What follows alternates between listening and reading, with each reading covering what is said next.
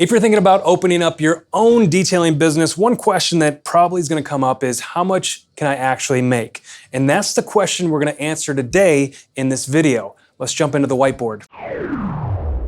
If you're starting a detailing business because you're looking for fame and fortune, you might want to look elsewhere.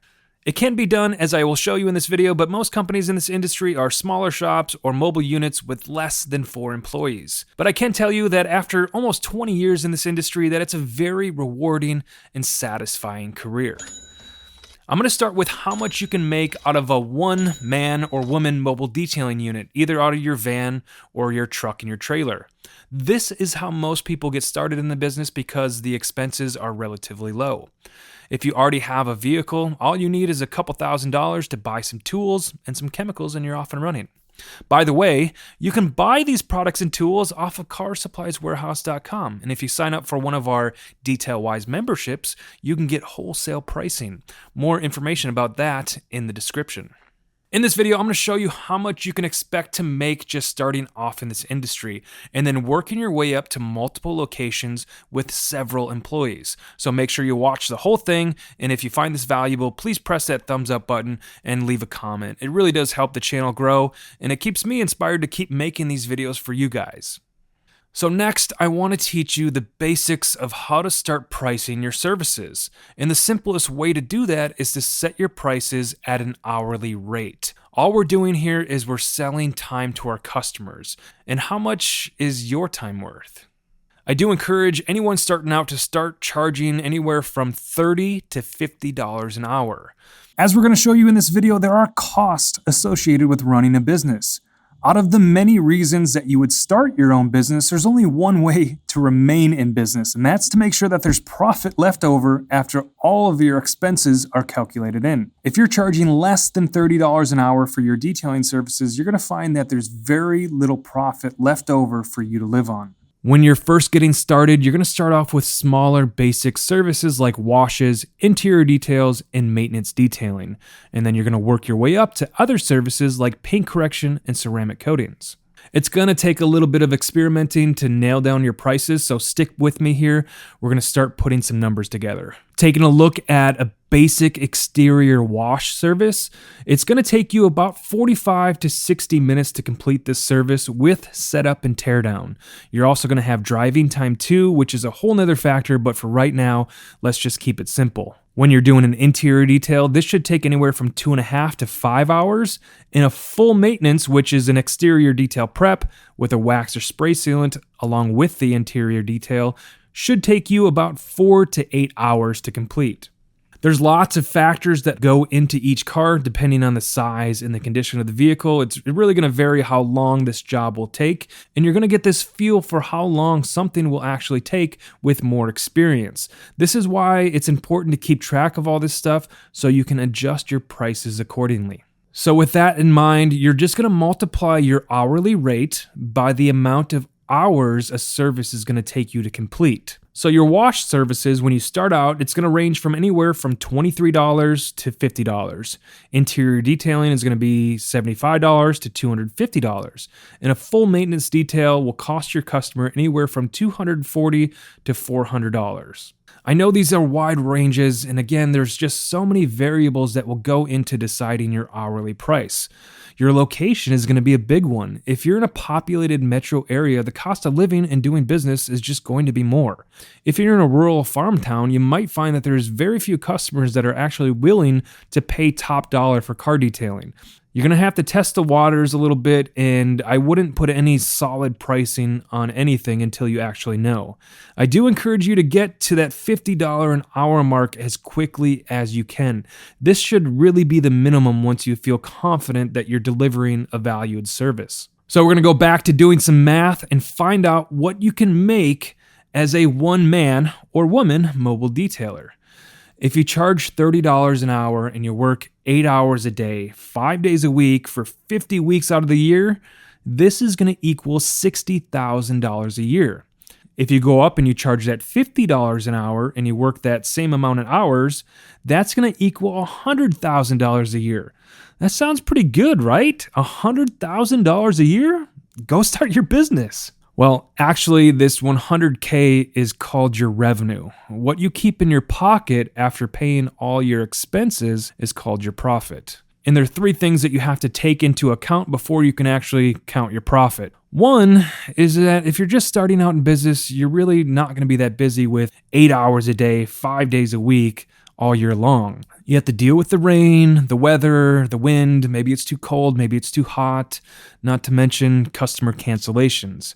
You also have to build a reputation and a client list. You're probably going to spend more time marketing in your first year than you will detailing. So during an 8-hour day, you have drive time, you have setup time, you have teardown time. So you're not really going to be detailing somebody's car for that full 8 hours. So plan on working 10 to 12 hours a day if you want to get 8 billable hours. The second thing you got to take into account is expenses.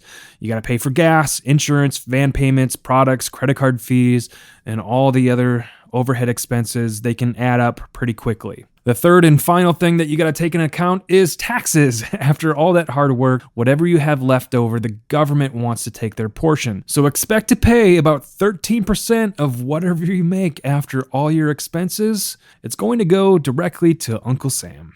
We're going to go through each one of these and figure out what you're actually going to be taking home. But before we do that, I do want to tell you some more information about Detailwise Pro.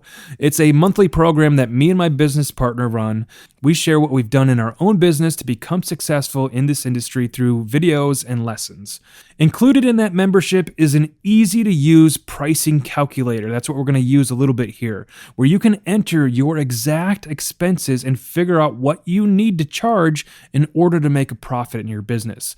There's lots of other benefits of being a Detailwise Pro member. I'm going to put a link in the description down below so you guys can check it out for yourself.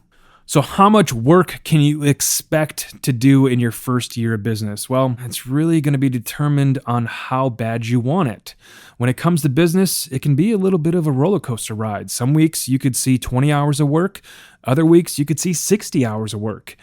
If you're really determined to make your business work, you can probably expect to have about 30 hours of work a week for that first 6 months on average. If you're doing well, you're delivering a good service to your customers, and you're finding ways to market your services, you can build a good demand for your business rather quickly, and you could see 40 to 50 hours of work a week. Another quick plug for the Detailwise Pro program. We do have several videos on how to market your business to your target customers. So the reality is not everyone is meant to be a business owner. You could struggle for a while to get work in. And if you live in an area where it's too cold to work outside, you may need to find a job on the off season. As we get into the numbers here in the graphs, I want you to make sure that we're just taking averages here. I want to make this as realistic as possible so you can know what you're getting into. The first chart we're going to look at is expenses. How much are expenses? Chemicals in general are a small expense on your business. You want to buy in bulk so that way you can save some money. Everybody's bills are going to be a little bit different though. I've spent some time figuring out a general cost of what your monthly expenses will look like if you're running a mobile detailing unit. So at the very bottom of this chart, you can see after adding everything up, it's going to cost you about $2,000 a month to operate your business. And then you got to remember to factor in the taxes. It's really a necessary evil. If you are just getting started or you're going to make this a side hustle, you can get away without paying taxes by just accepting cash. But if you're going to make this a full-time career, set up your business properly. It's really not worth the hefty fines or the risk of jail time if you get caught. After taxes, what does your take-home pay look like after all this is factored in? So at $30 an hour, if you're struggling to get work, let's say that you're getting enough work to bill out 20 hours a week. After the expenses, after the taxes, everything's factored in, you'd be taking home $5,220 a year. Ouch. Now that's a lot of work for a little money. So you're going to have two choices here. You either have to raise your hourly price or you have to find more work. So let's do the same math at $30 an hour. You didn't raise your price, but you get more work. So you got 40 hours of billable work hours a week. After the math, you end up taking $31,320 home a year. Little better profit there with just increasing the hours worked. Let's raise your prices up to that $50 an hour. And maybe let's say you're struggling with work. You're getting 20 hours of work a week. After you factor in everything, you'd be taking home $22,620 a year. And finally, let's look at $50 an hour. And then you're working full-time hours. You got 40 hours of billable work a week. After expenses, after taxes, you'd be taking home $66,120 a year. Not bad. As you gain experience and build a reputation for your business, you can charge more for your services. And if you want to expand, you can also hire employees. So let's walk you through those situations and find out what your business looks like with future growth. What does it look like when you charge $60, $80, or even $100 an hour? If you don't take anything away from this video, please take away this very important lesson. Do not let the shop down the street, your mom, your friends, or what your customers think you should be charging dictate your pricing. Use the supply and demand method for pricing. Your first goal is to fill up your schedule. When your schedule is full and you can't handle any more work, you raise your prices. And you may find that there are certain customers that don't value your service after you raise your prices. And that's okay as long as your schedule is full with customers who do. It can be scary to raise your prices at first, but you have built a reputation and you're delivering work that your customers may not be able to find anywhere else. You'll know if your prices are too high if you can no longer fill your schedule. We've noticed a very weird phenomenon in this industry that the higher your prices are, the cleaner and the better the customers get. And nobody likes to work for the customer who wants top quality service for the rock bottom prices. There's lots of very good customers out there that are looking for top quality service and willing to pay for it. So jumping into this chart, you have your billable hours per week on the left vertical column and the hourly rate on the top horizontal column. The more demand that you have for your service, the higher price that you can charge. Also remember that these are averages. Some weeks you may be working 30 hours a week, some you may be working 60 hours a week. Also, maybe your basic services are priced at like $50 an hour, and some of your advanced services like paint correction and ceramic coating are at $120 an hour. This chart is net profit, so remember that's after your expenses and after your taxes. This is what you would be putting into your pocket. Looking at that chart, you can kind of start dreaming up scenarios. What if you could do one ceramic coating a day for $1,200? That's 10 hours of work at $100 an hour. The materials are going to cost you around $200, so that's where you get the $1,200. That's what you're going to charge. If you only worked 4 days a week, you would make $4,000 a week. And times that by 50 weeks that you may be working out of the year, that's $200,000. Minus your expenses and your taxes, you're looking at $153,120 a year. In order to get that many coatings, maybe you have to do a little more marketing, so we could increase your marketing budget to $1,000 a month. So even if you still did that, you're looking at $141,000 a year, and you're only working 4 days a week. Wouldn't that be awesome? That's 200 cars a year. Are you able to find 200 cars a year that would pay $1,200 to have their car ceramic coated? If you're doing all this work by yourself, take it from me, your body is going to wear out. How long can you do this for? What happens if you get hurt or if something happens where you can't work? There is a theoretical max that you're going to hit. There's a limit on how many hours that you can work and how many customers you can get to pay you your hourly rate. So if you're looking for growth, you can add employees to help with the work and take some burden off of you. With employees comes more expenses, there's more risk, you have to find and do more work. And someone has to do all that marketing to find the work. You can either hire that out or you can take yourself away from doing all the work and spend some time marketing, or maybe you like doing sales. The more work that you have, the more employees that you need. If you're going to stay mobile, you're going to need to buy another van. And if you decide to move into a building, then there's even more overhead expenses. Before you know it, you're hiring managers, department heads, someone to answer the phones because you're doing such a great job at marketing. And then you expand into window tint and PPF. Where does it stop? This is where you have to ask yourself, did I get into this business because I love detailing? I like working on the cars? Or do I love entrepreneurship? And hopefully it's both, because then you can grow a business, replace yourself, build wealth and freedom to have a business run for you while you go out and explore the world. That's the dream, right? If building a structure and managing people sounds like hell, then maybe this is not for you. You're going to be risking your time, your health, and your finances when you decide to build a business. That risk can pay off big time if you do it right. The following graphs that I put together, it took me many hours to put together, a lot of calculations. I did all the hard work of putting all the numbers and put them in place. It's not set in stone. It's a picture of what ifs. If you can do this, this is what it'll look like, kind of thing, if that makes sense. So the first one is you expand your business, you're still mobile detailing, and you hire one employee to help you with the workload.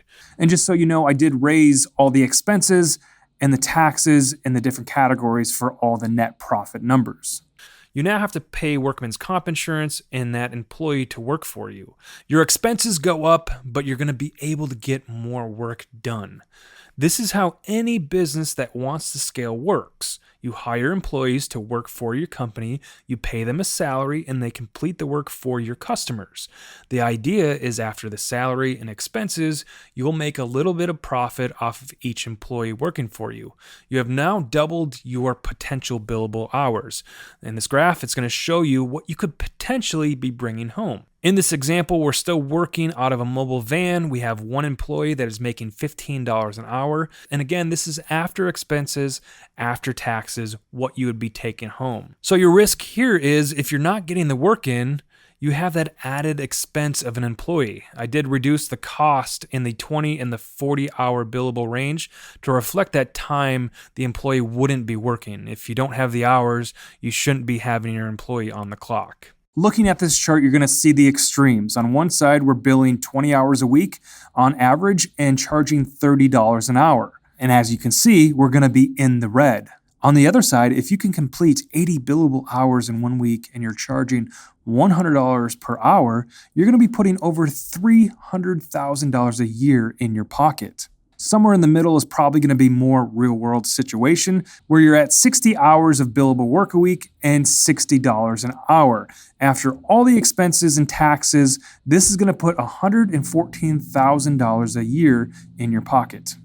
Moving into a fixed location will create some efficiencies when it comes to your process. You're not wasting your time driving to each location.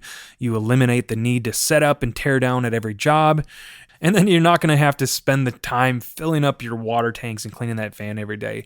The overhead cost of being in a building does go up, and in most cases, you're going to have to sign a lease from anywhere from 1 to 5 years, meaning that you could be on the hook for this if it doesn't work out.